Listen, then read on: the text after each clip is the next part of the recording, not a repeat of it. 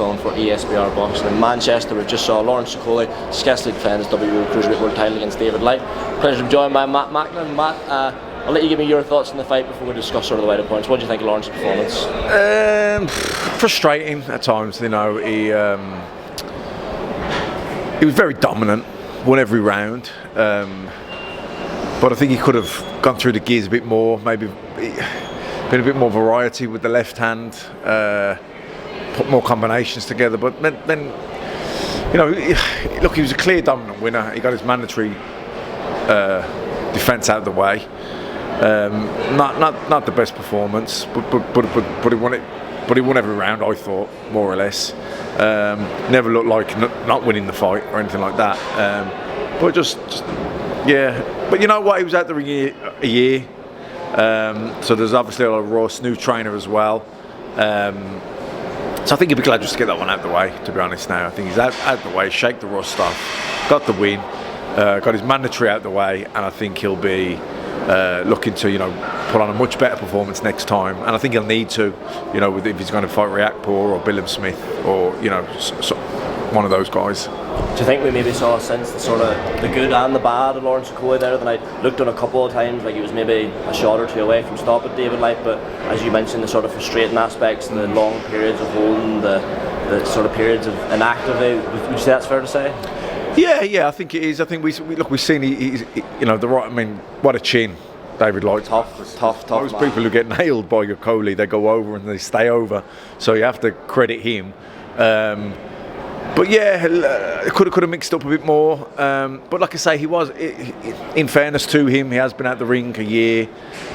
New trainer as well.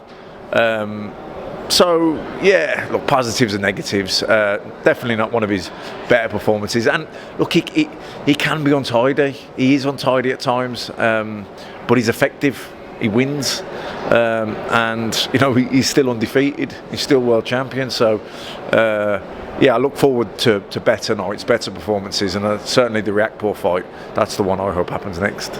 It's very late, so I'll not get you go through the whole undercard. But Fraser Clark, another stoppage, another early night, but again frustrating. Would you say? Yeah, I think frustrating because, you know, he kind of got robbed of a better win. I mean, he won, he got the stoppage, but I think he was starting to grow into the fight. He was getting better. He was putting. In fairness, he was hitting the body hard, and obviously broke his ribs. So, but it was a shame that he didn't get to kind of take him out properly, you know, because I think he probably would have done. He was getting to him anyway, I think. Just away from tonight, I'm sure you're probably sick of talking about Fury. You're sick of it, but it looks like we have a new fight for Fury potentially. Joe Joyce, Mike Coppinger tweeted, I think it was either earlier today or last night, that they're looking at that fight potentially for the summer if Joyce comes through. Zhang, thoughts on the fight? It's not Fury Usyk, but a big domestic heavyweight dust up, I suppose. Yeah, definitely. Look, disappointing the Usyk one's not happening because we all just want to see an undisputed heavyweight champion, whatever way that goes. And it's frustrating that they couldn't get together and make that fight. It's really annoying. But certainly Joyce deserves his shot. He's fought anyone and everyone they put in front of him. You know, he's got no gimme in Zhang. That's a tough fight. But assuming he comes through that, then yeah, you'd be happy for Joyce. He deserves his shot as well.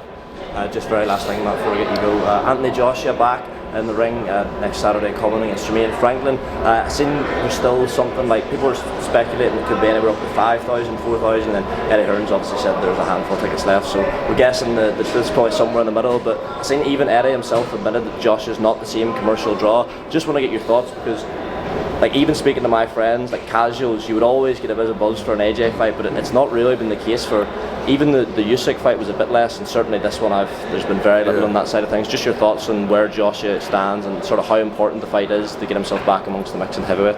Yeah, well, look, sports fans are fickle, and boxing more so than any other. You know, you're as good as your last fight, and you know, AJ lost his last couple, even though there were world title fights against Usyk, one of the best fighters in any weight division in the world. So, but that's boxing fans' fear, you know. But you know, he looks $1 million against Franklin, and people will be kind of getting excited again. And that's just the way it is. So, as long as he believes in himself, believes in his team, and they get in there and put on a performance and do the business and looks good, you know, people will start believing again, and people will start thinking he can be back where he once was. So, yeah, boxing fans are fickle, but that's always the way it's been. 100%. Matt, really appreciate the time as always. Let you know when you're right. Cheers, nice one.